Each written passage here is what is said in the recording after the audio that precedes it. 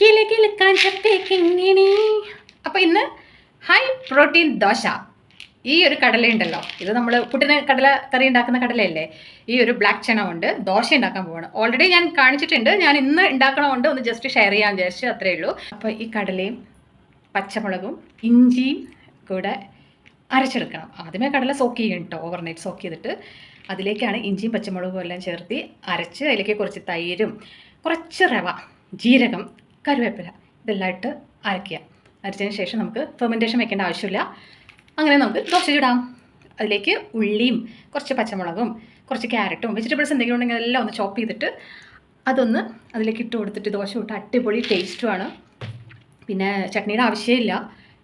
നല്ലൊരു high protein rich ദോശയാണ്. അപ്പോൾ നമുക്ക് ദോശ കാണാം. ദോശമാവ് ഞാൻ അരച്ചിവിടെ റെഡിയാക്കി വെച്ചിട്ടുണ്ട്. ക്യാരറ്റ്, ഒണിയൻ, കുറച്ച് കറിവേപ്പിലയും കൂടി ഇട്ടിട്ട് ഒന്ന് ചോപ്പറിൽ ചോപ്പ് ചെയ്ത് വെച്ചതാണത്.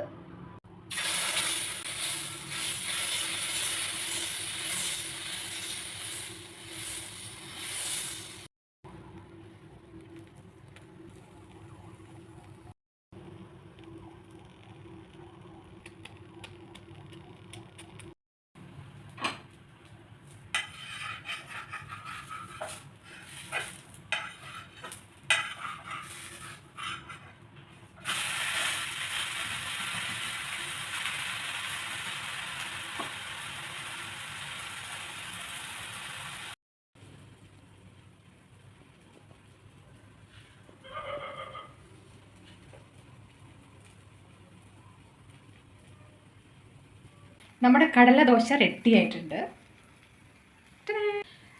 ഇത് ക്രിസ്പി ആവില്ല കേട്ടോ, സോഫ്റ്റ് ആയിട്ടിരിക്കും. പക്ഷെ നല്ല ടേസ്റ്റാണ്, നല്ല ഹൈ പ്രോട്ടീനാണ്. അപ്പോൾ ഇതിൽ ഞാൻ ചട്നി അരച്ചിരിക്കുന്നത് തേങ്ങയും ഉള്ളിയും മുളക് പൊടിയും ഉപ്പും കൂടെ ഇട്ട് അരച്ചതാണ്. നല്ലൊരു കട്ട ചട്നി. പുളി ഇടേണ്ടവർക്ക് പുളി ഇടാം. ഞാനത് പുളി ഇട്ടിട്ടില്ല. പക്ഷേ ഇതും കൂടെ നല്ലൊരു അടിപൊളി കോമ്പിനേഷനാണ്. രണ്ടെണ്ണം കഴിച്ചാൽ തന്നെ നല്ല ഫില്ലിംഗ് ആണ്, നല്ല പ്രോട്ടീൻ ദോശ. അപ്പോൾ ഇത് മടക്കേണ്ട ആവശ്യമൊന്നുമില്ല, മടക്കിയത് കൊണ്ടാണ് ഇത് കുറച്ചിങ്ങനെ പൊട്ടിയിരിക്കുന്നത് കേട്ടോ. എന്നാലും ഒരു ചന്തമൊക്കെ ഉണ്ടല്ലേ. അപ്പോൾ കട്ട ചട്നിയും പ്രോട്ടീൻ ദോശയും ഇവിടെ റെഡി ആയിട്ടുണ്ട്. ഇഷ്ടപ്പെട്ടാൽ ലൈക്ക് ചെയ്യണം, സബ് ചെയ്യണം, കമൻറ്റ് ചെയ്യണം. അപ്പോൾ thank you for watching my channel.